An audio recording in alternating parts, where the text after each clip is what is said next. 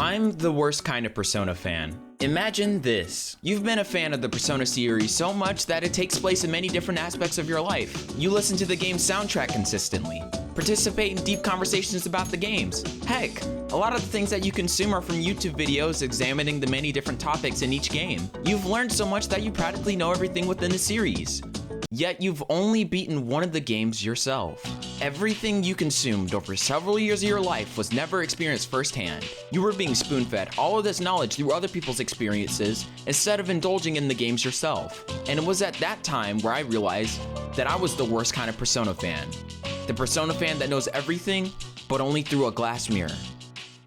You see, in the past, the very first Persona game I ever played had been the spin-off Persona 4 Arena Ultimax. My memories of the game were really vague by the time I played my first mainline Persona game in 2017, which happened to be Persona 5. My dad had given it to me to try it out as he got it from a friend and thought I would like it. This ultimately put me on a time limit as it would eventually have to be returned. Knowing this, I decided to give myself a change of pace just to see what this game had to offer. During this time, Persona 5 was unlike any other game I had played before. So, as I went through the game, I remembered that my perspective on things had changed. The way I processed things in my everyday life at school subverted. Persona 5 had awakened something inside of me, and ever since I beat the game, I decided to completely rewrite my path in life.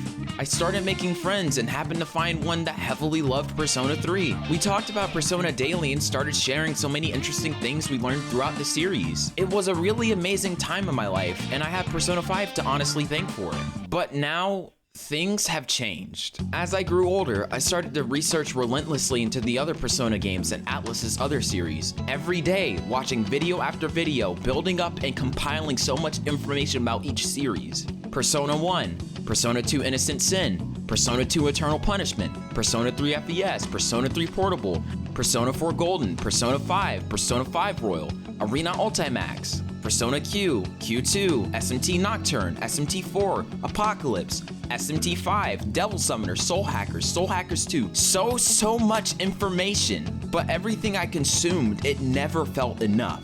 I was reaching mental blocks, picking out and piecing everything about anything of the series. But then, when I thought I lost my love for it all, I had an epiphany. I found out what I was missing. It was something that was so obvious yet so distant. It was something that I mentioned several times throughout my high school years, and it took me just a few days ago to realize it. What I was looking for wasn't the information provided in each game, it was the experience.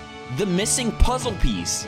The only Persona game that impacted me was the only one I personally finished. It was time. It was time I finally played the other Persona games myself. It was time for me to experience what these games caused others to feel through my own time and dedication. I want to see what each game has to offer. I want to feel what each game has to offer. So, I've decided from here on out, I will complete the Persona series. Each and every one of them. Starting from the big three, Persona 3 FES, Persona 4 Golden, Persona 5 Royal, to the original Persona 1, Persona 2 Innocent Sin, and Eternal Punishment. This is what I have decided. This is what I have planned. This is the new redeemed path for the worst kind of Persona fan.